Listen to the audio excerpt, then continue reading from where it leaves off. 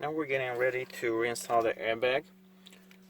The tricky part with the airbag is that right here on the side we have these bolts that will need to come through, and as you can see here, you'll be moving the bolt through the hole all the way through. There's a lot of gap right there, so the bolt can really fall down. So this will be a challenging part, but the easiest way, what can really help here is if you have magnetic tips so that they can stay in place.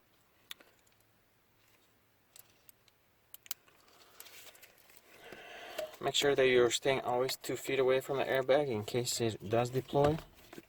Right here we have the 2 wires we need to connect.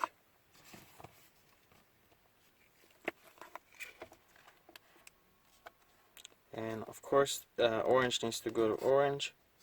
And the other thing that you need to keep in mind is that it can actually go only one way.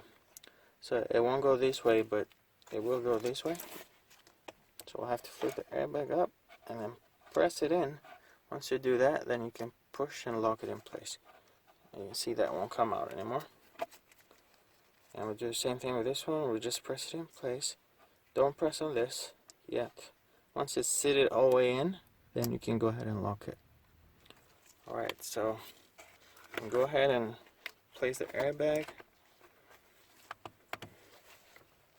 What I like to do is just tilt it a little bit to the side now, and that way we can just go almost vertically with the bolt. I can make it a little bit easier.